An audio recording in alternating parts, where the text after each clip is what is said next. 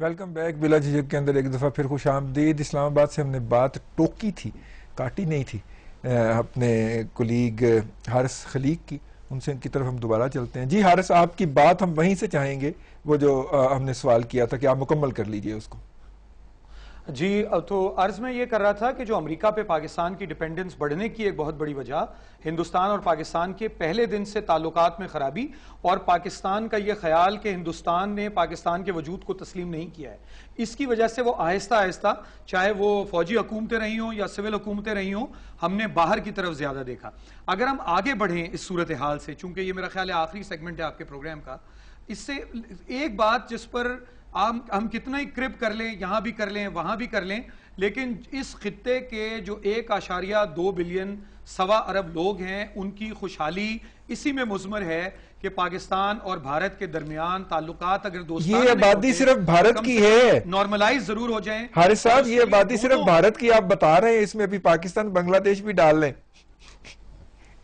میں بھارت پاکستان بنگلہ دیش کو ملا لیں تو 1.5 ارب ہو جائیں گے. جی جی تو اس وقت تک یہ ہو نہیں سکتا. تو یہ ساری باتیں اپنی جگہ ہیں، لیکن ایک ایسی پولیٹیکل ول کی ضرورت ہے، اور ہندوستان میں شاید اب اس ول کی ضرورت یہاں سے زیادہ ہے، اور اس پولیٹیکل ول کے تحت ہی اسی کے بعد یہ مسائل حل کیے جا سکتے ہیں. چونکہ یہ ایک یعنی ان دونوں ملکوں کا ایک دوسرے کے بغیر نہ گزارا ہے، یہ ایک ساتھ جڑے ہوئے ہیں. بالکل ہمسائے ہیں. میں بھی اس بات پہ اصرار کروں گا کہ ایک مشترکہ معاشی تجارتی جو ان کے جو مفادات ہے وہ ایک دوسرے کے ساتھ نارملائز میں مفادات ہیں، وہ نارمل ریلیشنز میں ہی مضمر ہیں. بالکل نارمل ریلیشن میں ہوں گے. لیکن ناظرین، ہم نے اور پاکستان کی امریکہ جی اس پہ ہم لیں گے. حارث سے ہمارا رابطہ تھوڑا سا ڈسٹرب ہوا، لیکن ہم نے کہا کہ لوگ عام جو سٹریٹ کے اوپر ہے، مین آن سٹریٹ ہے، اس کا کیا اوپینین ہے. اس حوالے سے دیکھ لیتے ہیں کہ لوگوں کی کیا رائے.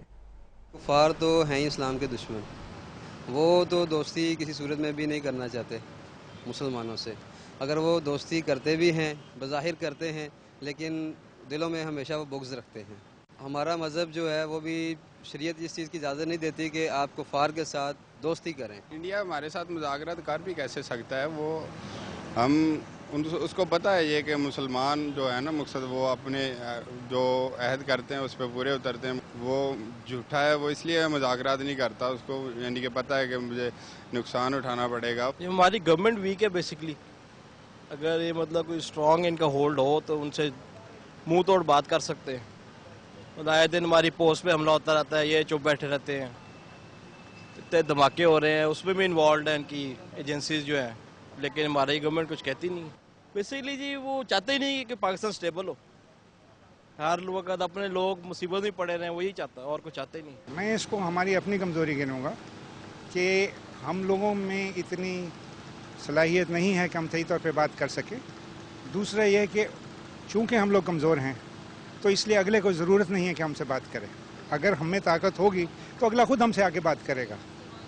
ہم میں چونکہ طاقت نہیں ہے لہٰذا غریب سے کوئی بات نہیں کرتا. مذاکرات ہمارے فائنل ہو بھی تو نہیں سکتے نا. ہم لوگ کیا مذاکرات ان سے کریں گے؟ ہماری نہ گورنمنٹ آنیسٹ ہے، نہ وہ اپنی قوم کو کچھ دے رہی ہے.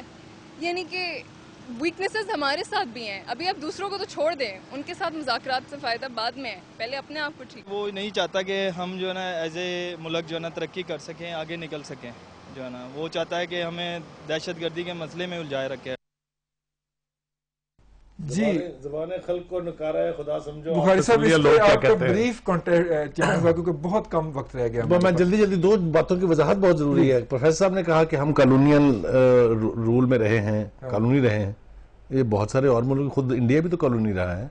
آپ ٹائنی ملکوں کو دیکھ لیجئے، تائیوان، کیوبا، ملیشیا، انہوں نے بھی تو اپنے آپ کو کھڑا کیا اپنے پیروں پہ. دوسری بات یہ ہے کہ اس رجیم کا جو سب سے بڑا تحفہ ہے قوم کو وہ یہ کہ مشکل سے آئی ایم ایف سے جان چھڑی تھی. انتہائی نفاست سے انہوں نے ہماری گردن وہاں پھر جھکا دی ہے. بجٹ ہمارے وہ بنا رہے ہیں، قیمتیں ہم ان کی مرضی سے بڑھا رہے ہیں. یوٹیلٹی بلز کا جو حال ہے وہ آپ کے سامنے ہے. جہاں تک دونوں کی ملاقات اور اس کے نتائج کا تعلق ہے، میرے خیال سے ان کی جوائنٹ پریس کانفرنس جو ہے اسے دیکھ کے میں یہی کہہ سکتا ہوں کہ تیری صبح کہہ رہی ہے تیری شام کا فسانہ. جی سر کوئکلی، بڑا مختصر دو فکروں میں.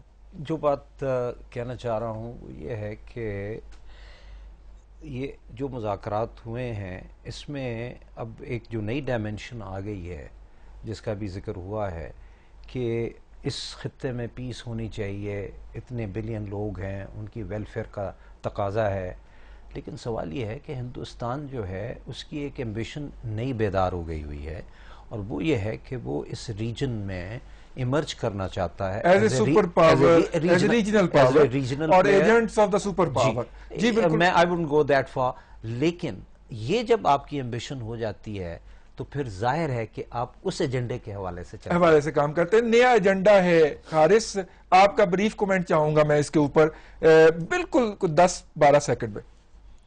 دیکھیں، نہ تو پاکستان کسی قسم کی سپر پاور بننے کے خواب دیکھ سکتا ہے جس کی آدھی آبادی غربت کے لکیر کے نیچے ہو، اور ہندوستان تو بالکل ہی نہیں دیکھ سکتا.